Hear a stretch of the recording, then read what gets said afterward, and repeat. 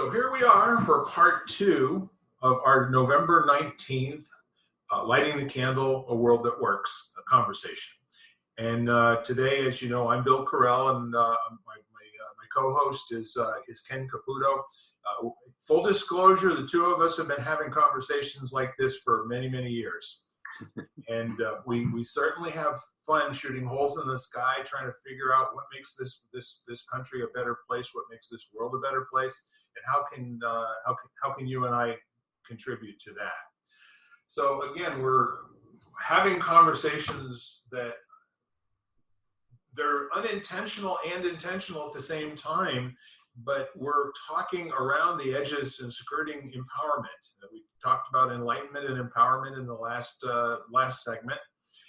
And we sort of kind of slid into current events, by way of an earthquake, and started really kind of taking a look at how do we have this environment. It's almost eerie that we have roughly half the people of the United States that disagree with the other half of the people of the United States and vice versa. If you were to take the most recent electoral experience, at face value. So the main thing is to kind of back into how is something like that possible? How is something like what occurred in the systems that were in place and what was actually going on for 9/11 to occur? And 9/11 is the poster child for all the things in the United States that we just plain don't stand for. Our country is not built on the premise, unless you're going to overthrow the government, which our original revolutionary forefathers, excuse me one second, and that is a suspected robocall, which means bye-bye. Okay, so our forefathers basically built into this, and they actually said it. If it comes to the point where there's ever a tyrannical government, it is the responsibility incumbent upon the people of the United States to overthrow that government in favor of something that is just and has to do with representation and has to do with fair-mindedness, and not having a tyrannical government that's telling everybody what they need to do and how to do it. So it's not necessarily in the Constitution. However, if you read the Federalist Papers and you read other things that went back and forth, they were very much concerned about creating an environment where change could happen inside the system. And I'm saying that what happened at 9/11, these guys could be called immigrants. They frequently are called immigrants, but you don't come to the United States of America, blow things up and kill people and expect that folks are now suddenly going to change their behaviors. How's that for an empowering place to step off from? Yeah. Yeah, it's there's a lot to unpack there. I'm not even sure where to start. Wherever you think will be the right place. Well, I guess,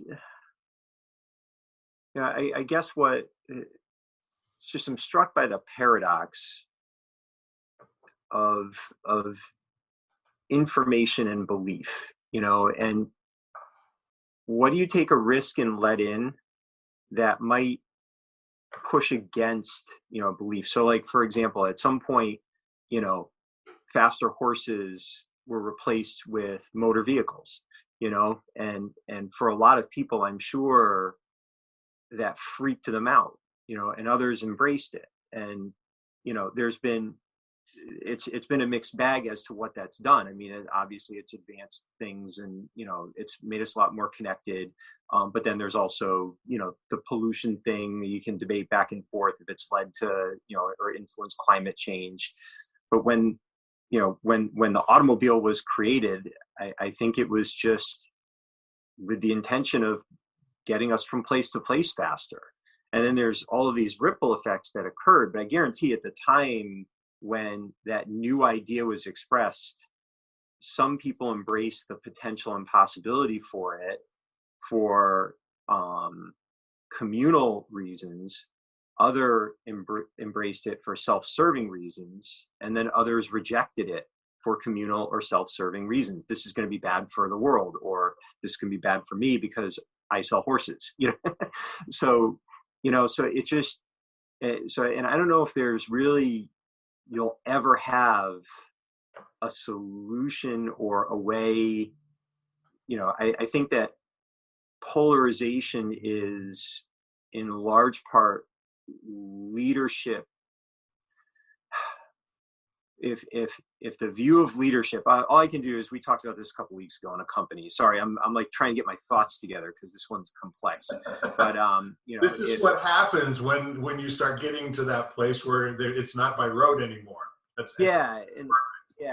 And it's just, it's easiest, like a company is more self-contained. You have a lot more control over what you create, like the culture and what it does. So, as the CEO of a company, I can choose to create an environment of every person for themselves, get the win, beat everybody else in sales, you'll get promoted, whatever it is, right?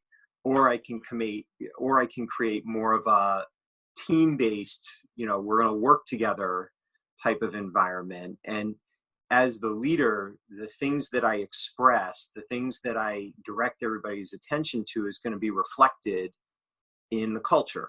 So, so looking at leadership in our country, the question would be, how has that leadership led to polarization, intense polarization? And I'm not talking just political.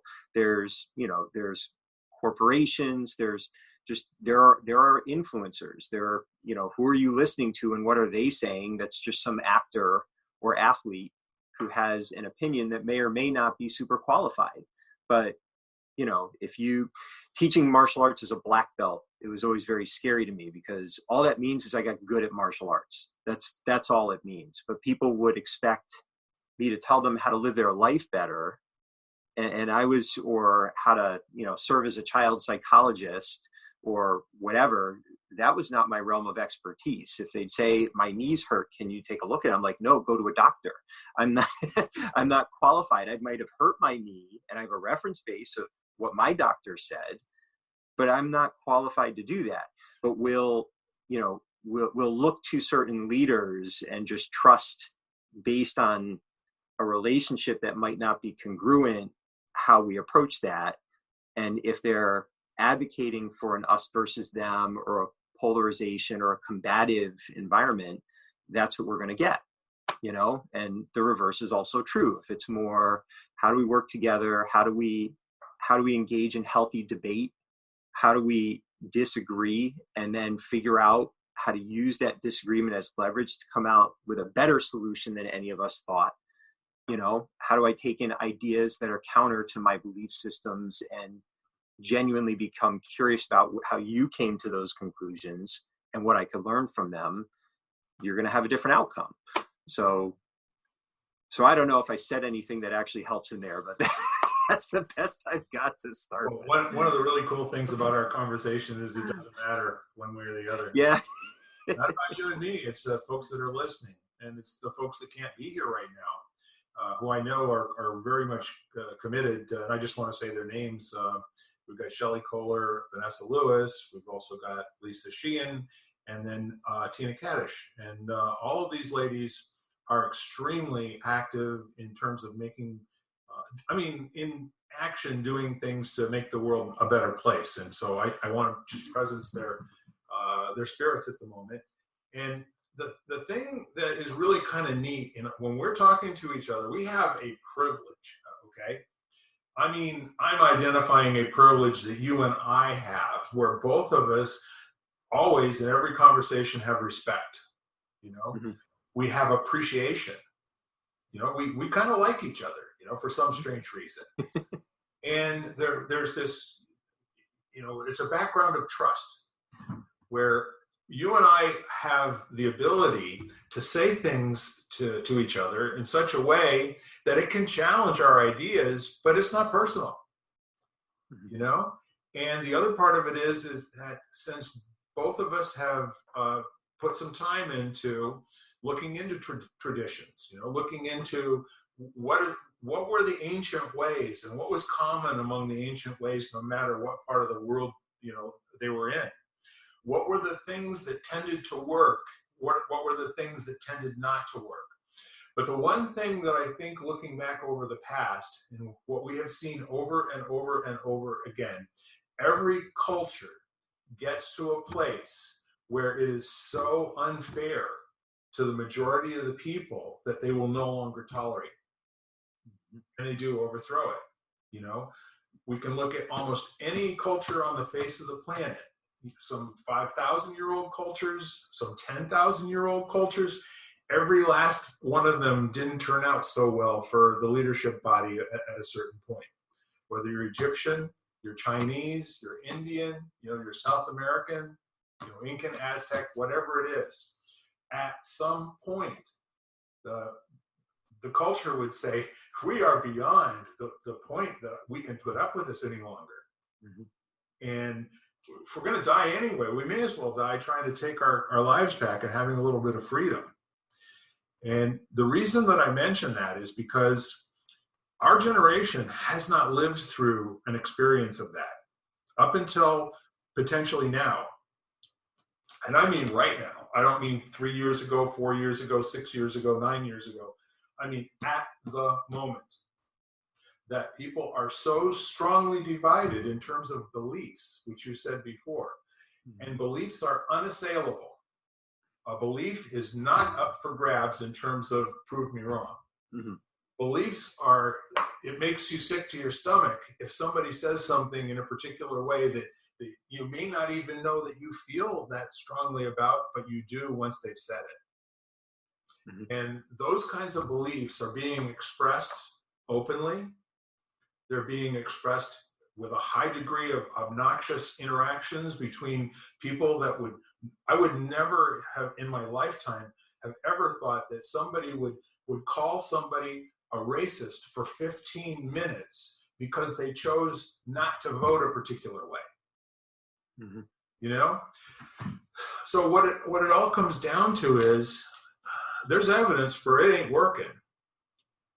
However, how far away from it working are we? What's the access to having it work? What's the access for kind of flipping the script here? So because, we've talked about, hate, and what hate actually is. It's the absence of love. Hate in and of itself is not a force. It's like darkness where there's no light. Hate is the absence of love. And we've talked about this before. Gravity, love, these are metaphysical things, that we know are out there because we can measure them. They have weight, they have mass, they persist through time. They just don't cast a shadow. Mm-hmm. So if we're talking about hate and teaching people that hate is a survival tool that's necessary in their lives, and it becomes part of the belief system, mm-hmm. Where do we go? Again, there's a lot there to unpack, I know. Well, it's, I think what's interesting is it's not really a how, all the tools are in place. Are there enough people willing to go beyond their belief to find the underlying human common core belief? So I'll give you a simple example, gun control. Guns in this country? That is a huge, and it can be highly polarizing. And I bet you at a core level, everyone could probably agree that what we don't want is for innocent people to inadvertently be harmed or killed by a firearm. And if someone wants to, harm innocent people with a firearm, then they need to be removed from, a place where they can do that societally. So, so if you're able to start from there, how do we protect? But immediately what happens is where that goes is, I'm a responsible gun owner, leave my gun alone, or no one can be a responsible gun owner, give me your gun. Right? So they go immediately to, instead of really doing the hard work. Two ideas. Yeah. Instead of the hard work of, okay, those things are true, but we've got work to do. How do we keep people from being harmed, innocent people from being harmed or killed by firearms? And, and we're designed, I can't remember where it was, a brain book, one of the many brain books I've read. They were just saying that when we're faced with a complex problem, we simplify it. That's what our brain does. So it's very, very hard to stay focused on a complex problem. It's much easier to just, leave my, give me my guns or take my guns away, that kind of thing, or regulate or don't regulate, all that kind of stuff, blah, blah, blah, blah. So, so I guess it's really just, is there a way, will there be a movement for people to become very, very interested in having very, very difficult conversations to start from a core result we can all agree with and then rebuild from there? So I asked my mentor about how to fix our political polarization, and he said, you just got to make a better system, that allows for people's voice to be heard in a way that they can trust, and for us to have leaders that represent our core values we can agree on, and then we can debate in a healthy way, like policy that's going to influence things in a direction. And, so I don't know. I think that it's just, it's really, really noisy right now. And it's very easy for someone to just put up a video on YouTube that just just jacks your body full of adrenaline, and it just plays up on, and then you get freaked out and you get scared. And then what do you want to do? You're in fight or flight. You want to run away or throw a rock at it. And, you can't have a conversation when you're in that place. And it's much easier to trigger that. I've been trying to do it for years. I try to do insightful posts on Facebook, and they don't get engagement. If I called someone a jerk, or I mocked someone, or I stated a strong opinion, everybody on the planet would engage in it. So you're not really rewarded for trying to, engage in that kind of thinking, unless you're in more of this kind of situation where it's one-on-one with someone who you do have that respect, yes. For. So, and the last thing I was going to say was, our respect comes in large part because neither of us have demonstrated, I don't hear you bashing people, criticizing people, mocking them, saying stuff about them, being, we just demonstrate respect to people who aren't present. And even people that we don't necessarily like or agree with, we still respect the fact that we all share this condition called being human. So, so if you don't have that, where's the trust going to come from? Yeah. There's an underlying sentence that was pretty big for me, probably back in my late 20s. And when I was trying to figure out how to be a leader of men and women, in a manufacturing facility, when most of them were 15 to 18 to 30 years older than me.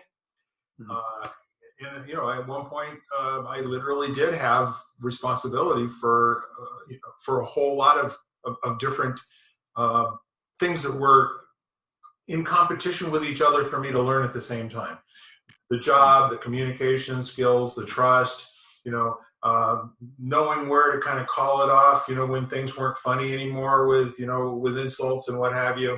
However, if you ever want to have a great experience, you go work around people who aren't careful with their language, who especially, and it's not too far from the truth to say that 60% of the folks that worked for me were Archie Bunkers, and with good reason. Growing up, coming from a big city or something of that nature, where there were gangs, or where there was, the background here was, we were all Americans.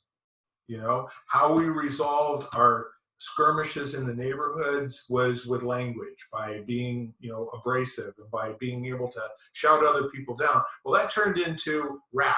Okay, it turned into breakdancing. It turned into other competitions that didn't require guns. Okay, so what I won't recant the story here, but I do remember a couple of different times in my experience where the absolute racism that was being demonstrated in the conversation was one that was coming from survival. That each person, whatever they had to say, got to the edges of where their comments were no longer derogatory. They were respectful. You know what I'm saying? Yeah. Where you get to a situation in a group of people at a culture when there's this level of trust, you know, it's like, I'm going to use the nastiest language that I can to praise you, you know, so that you're not showing weakness in front of all of the other peers. But the guy who's receiving it knows you'd have to care about me an awful lot in order to say those words. Right. So when you shut down being able to communicate and that certain words and language are no longer appropriate or no longer are acceptable, and that you get called out by a whole culture of people, you know, who are doing nothing but listening for that. I mean, even Barack Obama said, it isn't enough, you know, to listen for and to call out behaviors. You have to be active and engaged in change. You know, it's not just enough to shame people. It's not just enough to cancel them. That does not make this a better country. But the main thing I wanted to say, and where I started off on this little walk through the woods, was we're all Americans. The new kids that came here, the ones that didn't speak the language yet, they had to be tough. They had to be survivors in the first place.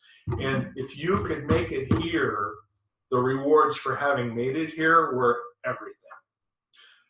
We don't have that now. We have people who are coming to this country who are wanting to tear it down and make it go away.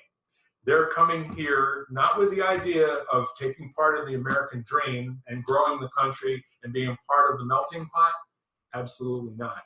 They're interested in bringing their religion. They're interested in bringing their culture. They're interested in bringing their language. All of these things that for the first sort of 200 years of the country, this is what we did together.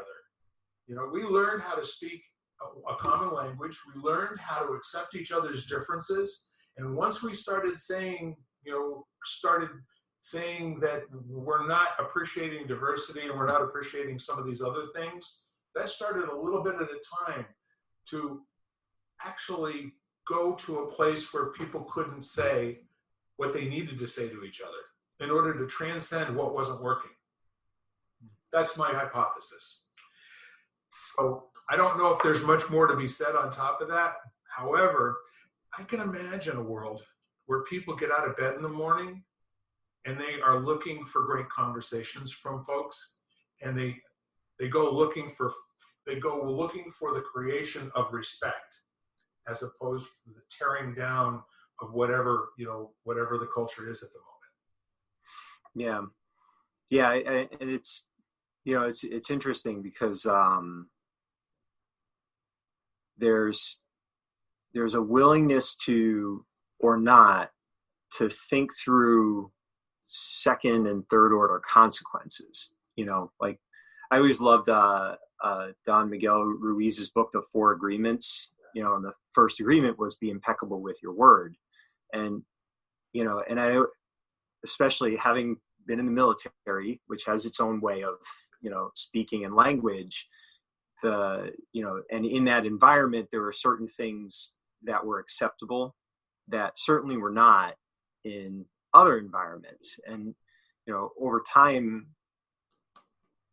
I don't remember, someone asked me the question once, and they said, what if your kid was listening in on those conversations, you know, and you didn't even know they were there? What are they now going to model? You know, so it's not that you guys don't have an agreement and trust within yourselves, but if that is in some way breaks containment, you know, what is the result of that? You know, and are you willing to accept the result? And it's funny, in business, there's three main questions. You know, what's the upside? What's the downside? Can you live with the downside? Right. And, you know, so upside of using potentially offensive language to establish trust. And that's just what happens in your close group. So then the downside being someone hears that and now they take that and it influences their behavior in a way that leads to disastrous consequences. Are you willing to live with the downside? You know, so, and it's really just in so much of what I really think a lot of where, you know, I mean, talk about every society collapsing. It's hard to think through all the consequences of your actions. And it's also very difficult to get belief from people when you say, you know what, I didn't think that through. I made a mistake. I'm sorry. I want to fix it. You know, I want to do better, because they'll drag up stuff that you did. I mean, people are getting fired for something that they put on Twitter 10 years ago. And there's not even, it's like, nope, that's who you were. That's who you are. That's it, you know? So if we don't have an environment where we can say, you know what, yeah, I used that language, or I said that, or I behaved that way, or I believed that. And now there's new information. So are you willing to give me the space to try to do better? People are just going to keep battling. They're going to keep attacking, you know? So I don't know. That's the system. Yeah. And it's just, so it's up to each individual. I do the best I can to personally, to just be impeccable in my word, and also to feed attention and energy to the things that from my perspective at this time are things that I would like to see grow and evolve. And I just choose not to give attention or energy to things that I don't see as adding value to, you know, to the globe. You know, I like to think globally, not just United States, you know, but, you know, so I don't know. It's tricky. Well, it absolutely is, because, you know, in the scope of things, you and I are a couple of ants. Oh yeah. Yeah. We're not even big in our own anthill, you know? But you know, though, I started that blog, you know, because the Facebook posts I've been doing, some people were bugging me to put it into a blog where it's more accessible. Sure. If you don't use Facebook. And, you know, and the quote that I used is one I've said here before, which I love. It's, you know, you are not a drop in the ocean. You are the entire ocean in a drop, you know, and it's, you're doing yourself a disservice if you think that being a speck means that you can't have global, multi-generational impact. You know, every single one of us is capable of that if we choose to cultivate and evolve and, you know, establish our own value as a person and fill ourselves up to the point where that spills over and adds value to the lives of others. Yeah. And, you know, so you just, I don't know. I can't control what anyone else is thinking or seeing or doing. I'm not in control of the president or Zuckerberg or you or anyone else. All I can do is try to do the best I can, you know, to be a good me. Yeah. And, you know, and now you're back to that empowerment thing, you know, I just feel empowered to raise my voice in what feels like a positive way. And I reserve the right to change my mind if someone brings new information or a new view that shows to me that there are consequences I'm not choosing to accept in what I'm doing or the way I'm seeing the world, you know? Yeah. So I'm thinking a whole lot of things.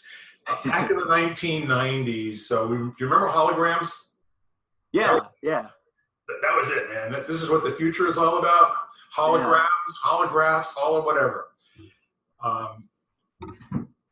The neat thing about it is it was an image in crystalline form. And the really cool thing about it is that if you took a hologram and you smashed it, every single little tiny piece, whatever size it was the entire image of what was there when they were all together. Yeah. We don't talk about that all that much anymore, but it's another metaphor for for not being, you know, a drop in the ocean, but the whole ocean in a drop. Mm-hmm. The whole idea of things being holographic. You and I are the sum total of all of our conversations, all of the things that got left behind, those things that are yet to be examined or to be unconcealed as something that's going on there, an opportunity to learn.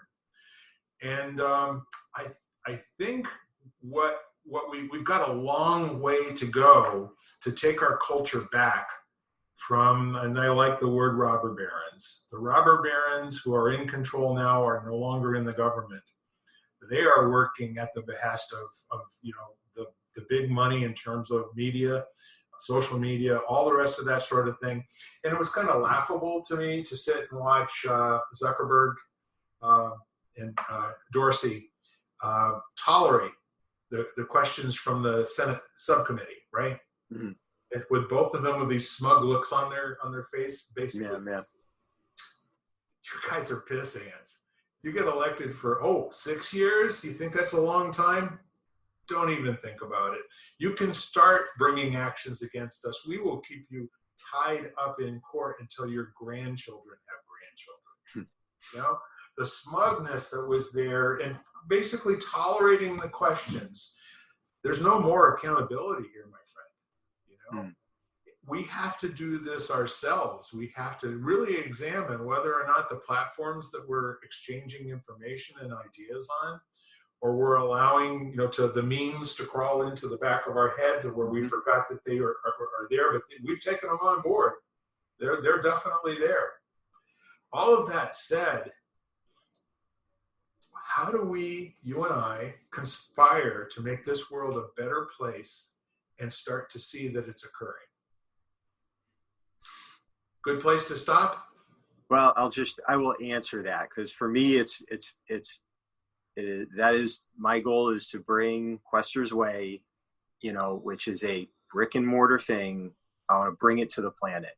And really all that happens in there are three things. It's a place that's designed to encourage meaningful human connection, right? Because when you get to know someone, it's a lot harder not to like them anymore, or at least not to hate them, so understanding, empowered learning, and really just joy in the moment, the simple joy in the moment right in front of you, whether it's, your child sliding down the slide, or eating as a family in the cafe, or learning a new dance move, whatever it is. And, and just that, just bringing communities together and creating a place that by design is to support them, and to support just giving people the ability to connect to each other in meaningful ways, and giving them, recognition of the fact that you're capable of learning and growing, and that can be fun and rewarding, and just look at what's in front of you. It's all you got. Best day ever. That's why we say it. Every day is the only day you have, so you might as well try to make it your best day ever. Agreed. I will recant to you what I said on Jen Ladd's post earlier in the week. What an absolute privilege that I completely appreciate to have been a kind of a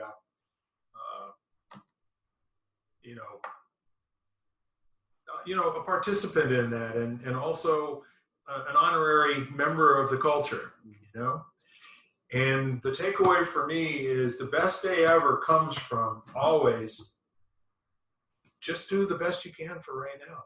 Yeah. Just do the best you can, just for this moment, just for right now, just this. Mm-hmm. That's all you can do. Well, with that said, any other thoughts before we say our goodbyes? Nope. All right, so we've just churned up another half hour of your hard-earned time, and shooting holes in the sky and talking about, if we were king of the world, people would get along. We'd empower them to do that. We would make it so enjoyable and so the right thing to do. Who'd want to spend time doing anything else?